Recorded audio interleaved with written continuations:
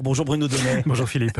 Tous les jours, vous observez ici les comportements médiatiques et ce matin, en ce jour d'ouverture du procès des attentats du 13 novembre 2015, vous voulez revenir sur la tribune que Maryse Wolinski a publiée cette semaine dans le journal du dimanche. Oui, télescopage ce matin Philippe entre les paroles et les actes. Car si la veuve de Georges Wolinski s'est emparée ce dimanche des colonnes du JDD, c'est pour y adresser une petite piqûre de rappel à Emmanuel Macron. Un texte poignant qui, comme elle a très joliment précisé sur France Info, était porteur d'une espiègle nuance. Il ne faut pas se méprendre. Cette lettre, c'est pas un appel, c'est un rappel. En effet, Maryse Wolinski y a tout simplement rappelé au président de la République qu'à ce jour, il avait oublié d'honorer une promesse qu'il avait pourtant publiquement formulée en janvier 2020. Nous venons de lancer une mission pour créer en France la maison du dessin de presse et du dessin satirique voulu par Georges Wolinski. Créer en France une maison du dessin de presse. Alors cet engagement, Emmanuel Macron l'avait expressément énoncé à l'occasion de ses vœux à la presse, en regrettant avec des mots très forts la décision du New York Times de ne plus publier de dessins satiriques. Je souhaite que notre pays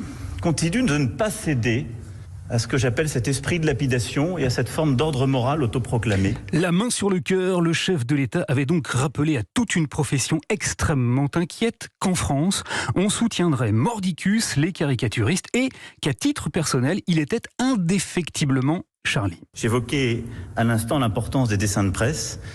La France est toujours aux côtés de l'esprit du 11 janvier, de ceux qui défendent la liberté d'expression dans toute sa plénitude. Et pourtant, ce dimanche, dans sa tribune du JDD, Maryse Wolinski a regretté qu'après ces belles paroles, il ne se soit rien passé. Mais elle a rappelé aussi que depuis ces déclarations élyséennes, un homme, un professeur, Samuel Paty, avait péri sous la lame d'un malade au simple motif qu'il voulait faire réfléchir ses élèves sur de petits dessins. Et puis, elle a précisé ceci à la radio. Je pense que certains dessins de mon mari ne pourraient pas passer dans les journaux aujourd'hui. Alors cette déclaration-là, Philippe, est effrayante, mais malheureusement, elle est juste. Car oui, les journaux sont devenus frileux et oui, les dessinateurs ont donc besoin d'une forme de protection républicaine. Étrange paradoxe quand on songe qu'il n'y a pas si longtemps, au 19e siècle, la censure venait de l'État alors qu'aujourd'hui, elle vient du peuple et s'exprime sur les réseaux sociaux. La tribune de Maryse Wolinski nous invite donc à réfléchir sur cette stupéfiante mutation,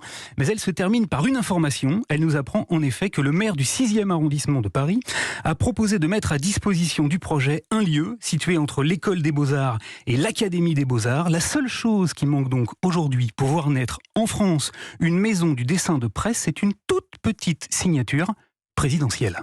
Merci beaucoup Bruno Donnet pour cet éclairage. À demain.